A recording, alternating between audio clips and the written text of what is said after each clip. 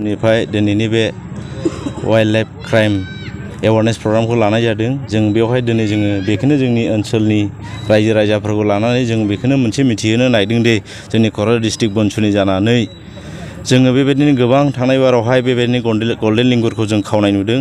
जाहाथे बेफोरबायदि खावनाय मानसिया जोंनि एरियायाव फैयोब्ला जोंनि माखासे गामि जिबि माखासे गावबुरा बा जोंनि इयुथ लाइमोनफोरखौ जोङो मोनसे गोख्रों दिनै जोङो मोनसे सांग्रांथि होनाय जाबाय। जाहाथे बेफोरबायदिखौ नुयोब्ला बिसोरो जाहाथे बेबायदिनो हमनानै जोंनो खोन्थायो बा डिपार्टमेन्टनो गथायहरो नङाबा पुलिस प्रशासननि आखायाव गथायहरो। जाहाथे बेबायदि जोङो मावाब्ला जोङो रैखाथि खालामनो हानाय नङा। बेनिखायनो जोङो बे ससियेल मिडियानि गेजेरजों दिनै बेखौनो बुंनो सानोदि अन्नानै बेफोरबायदिखौ नोजोर लाखिनानै जाहाथे गावजों गाव फरेस्ट डिपार्टमेन्टखौ हेल्प होलायो। बेनो आंनि बुंनांगौआ एसेनोसै। आच्चा, जोंथ' खोनानो मोन्दों बेबायदिनो गल्डेन लेंगुरखौ खावो, बिदिनो खेवथाय होननानै बुङो जोंनि ओनसोलाव रायजो राजाफ्रा। खेवथाय होनना बुंब्ला फेमास जोंनि एरियायावहाय मोनो। बेफोरबायदिखौबो माबा आयसा खावो होननानै जों बेबायदि मिथिनो मोन्दों।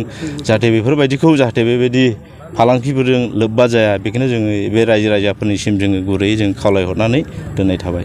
आच्चा, नोंथांमोना माहारियारि फरायसा आफाद हिसाबै सोलोंथाइ बिथिङावहाय माबायदि खामानि मावनो थांखि लादों? दा जोङो सोलोंथाइ बिथिङाव जोङो बेखौनो जोङो सानदों दे जोङो दा नैबे सामार सिजोनाव जोङो माखासे क्लास 10नि स्टुडेन्टफोरखौ लानानै जोङो फ्रि अफ कचिं खालामनो गाबोननिफ्राय जोङो आवगायनो सानदों।